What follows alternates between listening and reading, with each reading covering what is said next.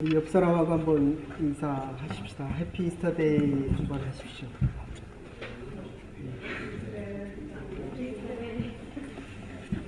기독교에서 가장 중요한 것이 바로 이 부활절입니다. 기독교의 시작도 이 부활절이라고 한다면 마지막도 부활하신 예수 그리스도께서 다시 오신 재림을 기대하는 이 바로 부활의 이 아침이 기독교의 본질이고 마지막이고 시작입니다. 미국의 천체학자 중에 칼 세이건이라고 하는 아주 유명한 천체학자가 있습니다. 그분이 미국의 아주 유명한 목사님과 대화하면서 이런 질문을 합니다. 당신같이 똑똑한 사람이 어떻게 예수님을 믿습니까? 이 얼마나 큰 도전입니까? 만약에 어떤 분들이 여러분에게 당신은 왜 예수님을 믿습니까? 라고 물으면 뭐라고 대답하시겠습니까? 이 목사님이 다시 그 교수님, 박사에게 묻습니다. 당신같이 똑똑한 천재 같은 사람이 어떻게 예수를 안 믿습니까?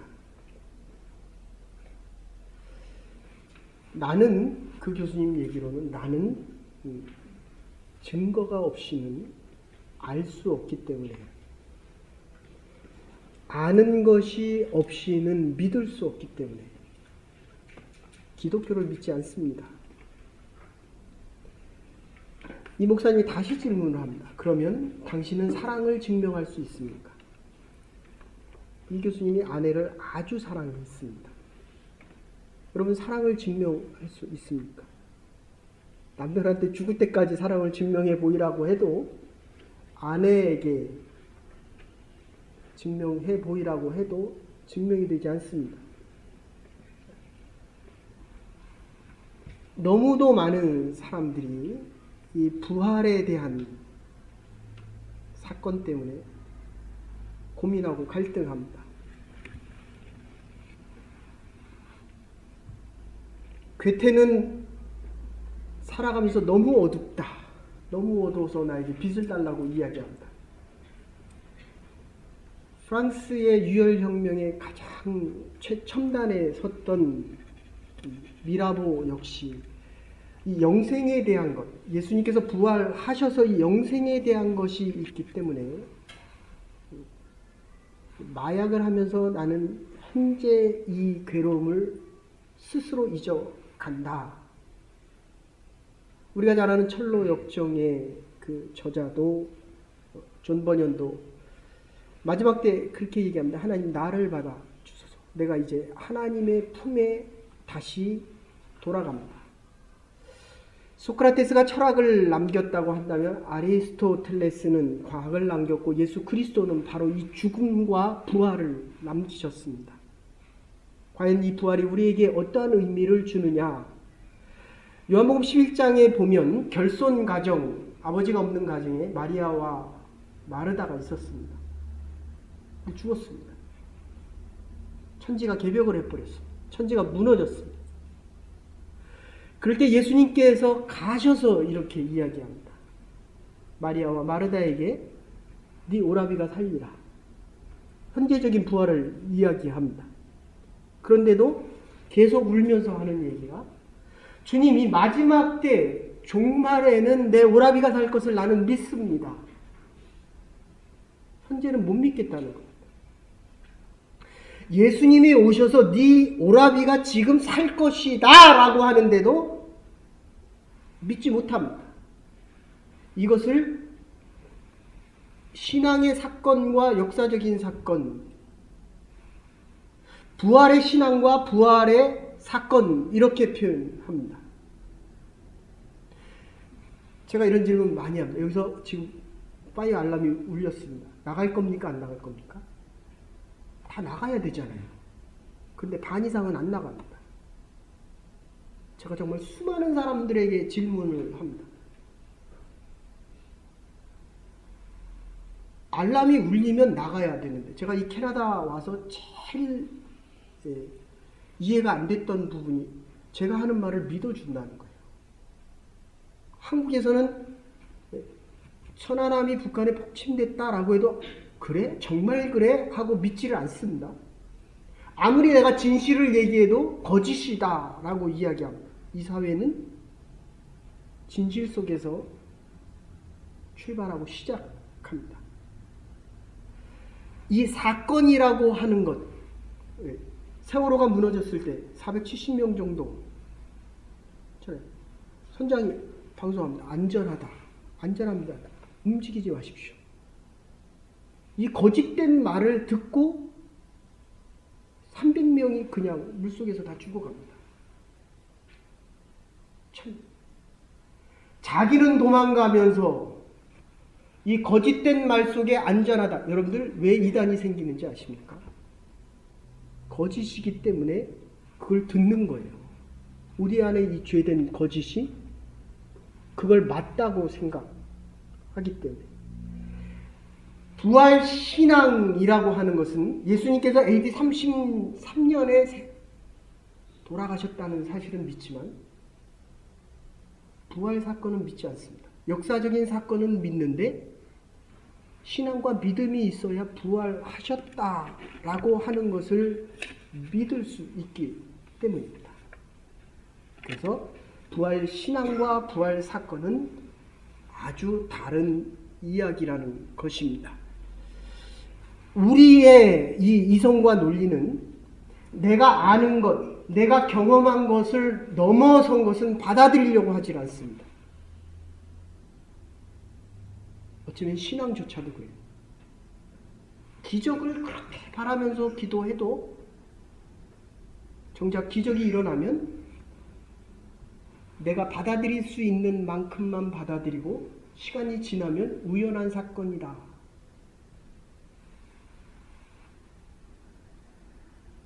부활의 신앙이 없이는 예수님의 부활하심을 받아들일 수가 없다는 것입니다.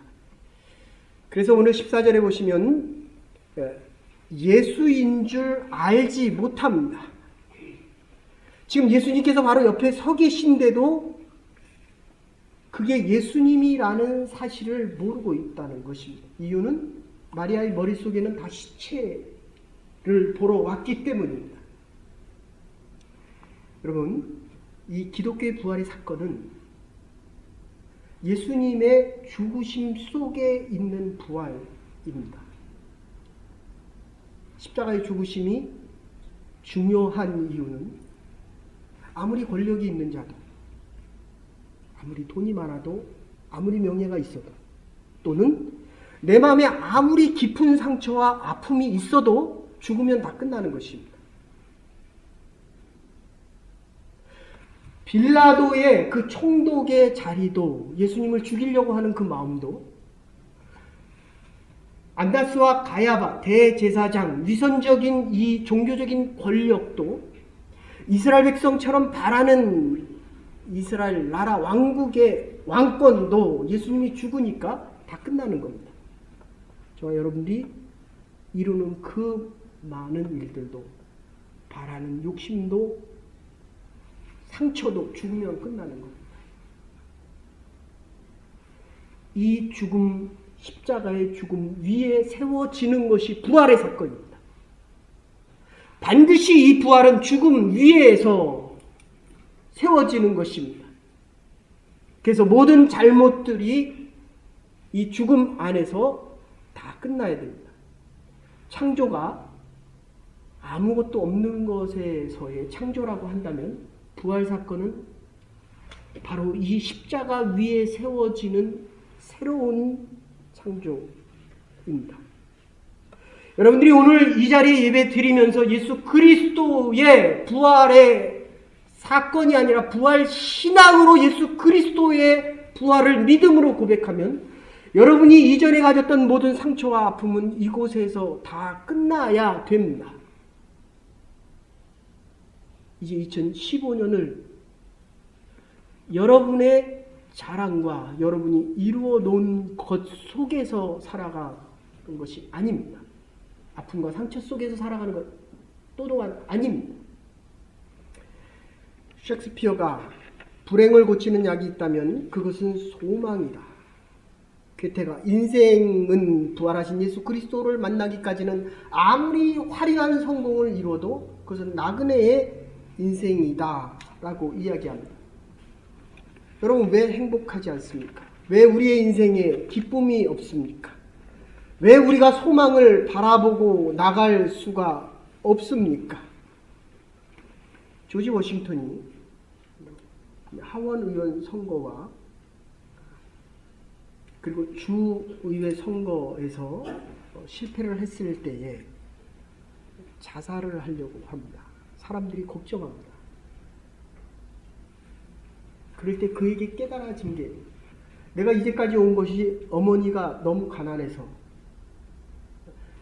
얇은 성경책 하나 준 것 가지고 읽고 여기까지 왔는데, 내 인생의 마지막을 정리하기 전에 성경을 한 번 더 읽자라고 하면서 만난 게 부활하신 예수 그리스도의 부활 사건이 부활 신앙으로 오는 겁니다. 새롭게 시작할 수 있다는 거예요. 내가 지금 더 이상 여기서 앞으로 나갈 수 없다는 것이 여기서 끝나는 것이고, 부활 사건 속에서는 새로운 시작이 가능하다는 것입니다. 이 안에 있는 것이 오늘 다음 주에 예수님께서 제자들을 보시고 하시고 성령을 부어주십니다. 오늘 본문으로 이야기하면 마르다가 간 것은 시체를 보러 간 겁니다. 내 이성과 판단으로는 이 무덤 안에는 시체가 있었어야 됩니다. 그러니까 예수님이 부활하셔서 마리아를 만나줘도 부활하신 예수님이라는 것을 모르게 됩니다. 여러분이 이 부활 사건이 믿어지지 않으면 성령께서, 부활하신 예수님께서 여러분에게 아무리 다가와도 예수님이 죽은 것은 기억하는 역사적인 사건이지만 부활하신 신앙의 사건, 부활하신 예수님과 함께 살아가는 인생은 불가능하게 된다는 것입니다. 한국으로 온 선교사님들이 처음에 와서 한 이야기가 그겁니다. 왜 이렇게 여러분들이 이렇게 앞에 나와서 보시면 이 얼굴이 그렇잖아요. 분명히 이게 이쁜 얼굴이 있고 조금 덜 이쁜 얼굴이 있는데 50이 넘어가고 60이 넘어가면 다 비슷합니다. 다 그 얼굴이 그 얼굴이에요. 네. 그러니까 우리 청춘 남녀들 그렇게 뭐 아름다운 얼굴 그 좋은 겁니다. 이왕이면 다운치면. 그런데 문제는 시간이 지나고 나면 비슷해진다는 거예요. 그런데 차이가 뭐가 있냐면 밝은 얼굴과 어두운 얼굴이 있습니다. 왜 한국 기독교 교인들은 이렇게 어둡냐는 거예요. 그 목사님에게 물어봤더니 목사님이 그렇게 대답하십니다. 우리는 부활의 고난을, 십자가의 고난을 너무 많이 묵상하기 때문입니다. 그때 그 목사님, 그 선교사님도 그렇게 얘기합니다. 그러면 부활하신 예수 그리스도의 기쁨과 환희는 다 어디 갔습니까? 여러분, 마리아라고 예수님께서 마리아를 불러주는 그 순간에 마리아가 부활하신 예수님을 깨닫게 됩니다. 사울아, 네가 나를 왜 핍박하느냐? 모세야, 네가 서 있는 자리가 어디냐? 오늘 부활하신 예수님께서 여러분의 각자의 이름을 부르십니다. 그래서 어거스틴은 나 하나만 부르는 것처럼 하나님께서 우리의 모두를 부르신다라고 이야기합니다. 오늘 부활하신 예수님께서 여러분을 부르시는 이 메시지를 들을 수 있기를 바랍니다. 부활하신 예수님을 만나면 우리가 이제 죽음 속에 살아가는 것이 아니라 생명 속에 살아가기 때문입니다.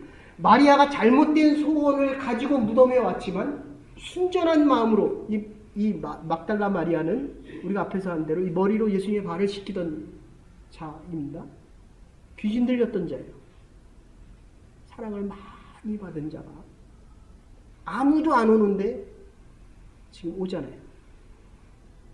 그리고 예수님이 불러주시는 겁니다.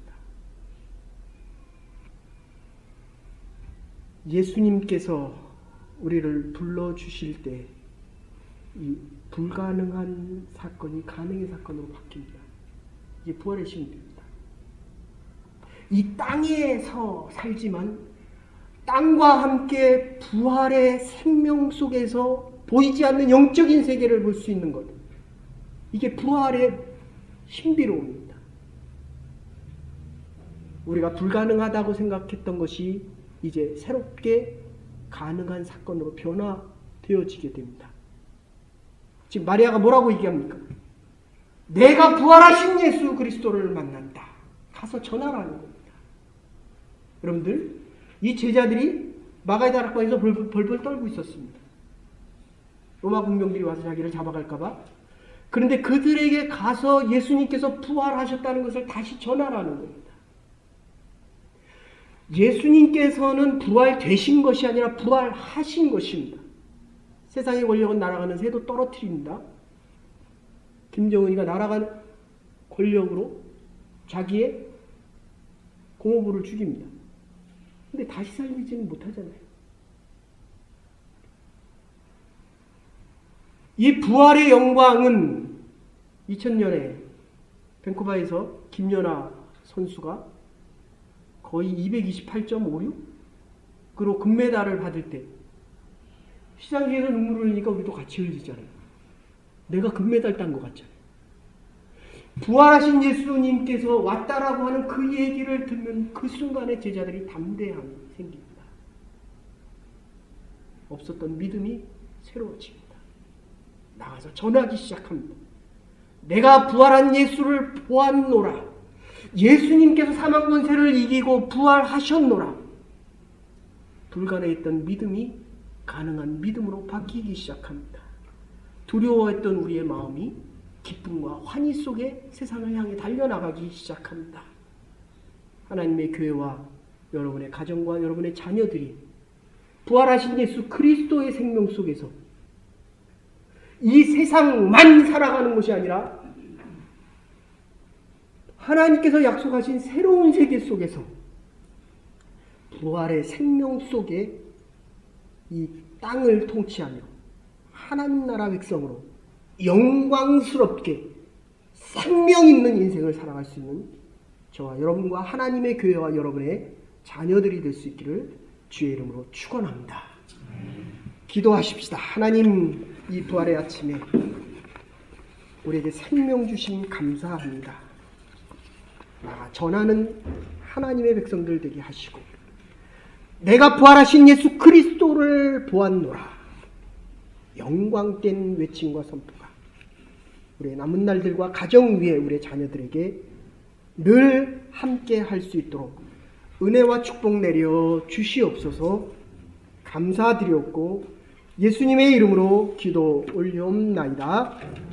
아멘.